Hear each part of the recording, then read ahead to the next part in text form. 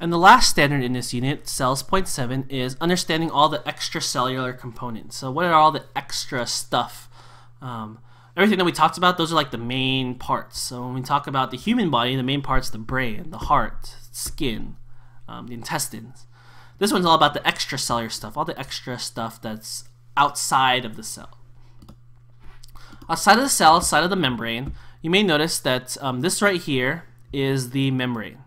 Okay, here's the inside of the cell. The inside of the cell has this jelly, like a fluid that everything is on. It's called cytoplasm. And then remember we talked about in the last unit, the last standard, about microfilaments. These little membranes, if you forgot what a membrane, like the shell of the cell, is made of, see these little like gray dots in the tails? If you remember, those are called lipids. These purple things are called proteins. So in the membrane of a cell, we have a double lipid, a bilayer, a lipid bilayer, and also proteins. Outside of the membrane, though, this weird tangled mess is called the extracellular matrix. So it's outside of the plasma membrane. It's composed of glycoproteins, like collagen. So you see these little purple tubes here. And its function is to strengthen tissues and transmit external signals to the cell. So think of this as like telephone poles and telephone wires outside of the cell. This is what the cell uses to send and receive signals. Outside of the cell, also, you may notice how do cells connect? So you may have seen in lots of pictures of cells that are like right next to each other. And the question is like, how do cells stick to each other? Like there's no glue. What do? Well, there's 3 types of intercellular junctions, or how do animal cells connect together. First of all, there's something called tight junctions. Here's a picture of a tight junction right here, where 2 cells are fused, they're sort of connected together, and they form a watertight seal. So these cells are so close that water can't even pass through.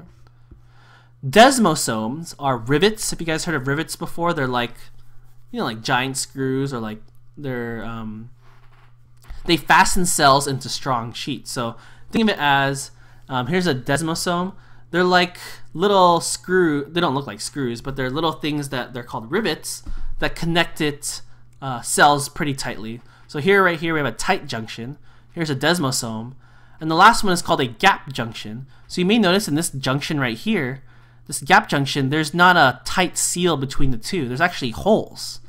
And those holes are where molecules such as sugar and ions and other stuff can pass through. So they're tied together, but they're not too tight. They want like spaces in between so that we can actually send stuff in between. So that's for an animal cell. Tight, desmosomes, and gap junctions. Plants are a little bit different. Plants only have essentially just a cell wall. A cell wall is the second layer of a cell on the outside. You may remember, like I keep telling you guys, how a cell has a shell, sort of like an M&M shell. But plants have an extra shell, and they call that the cell wall. I think of it as like a jacket. They protect the plant, they maintain the shape, and it's made up of cellulose, which we studied.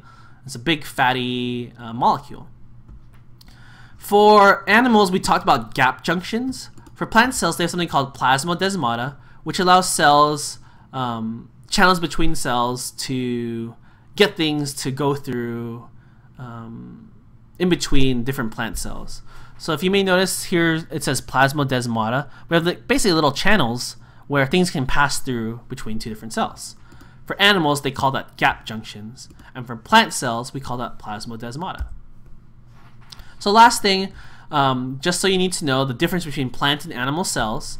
Plant cells, they have giant vacuoles, a giant storage area. Animal cells have something called lysosomes. Remember lysosomes? Lyso, they clean the cell. Plant cells only have chloroplasts.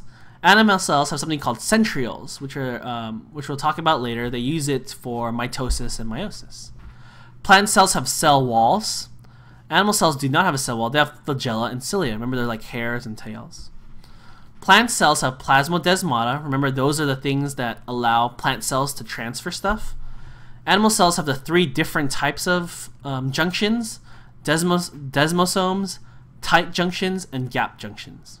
And lastly, an animal cell has an extracellular matrix. If you remember, it's that weird telephone pole, telephone wire stuff outside of the cell, and they use that for signals. So lastly, you need to know the big difference between plant cells and animal cells. And the big thing that people forget is that both of them have mitochondria. So that's it. That's the unit on cells. Hopefully you understand, and I'll see y'all later.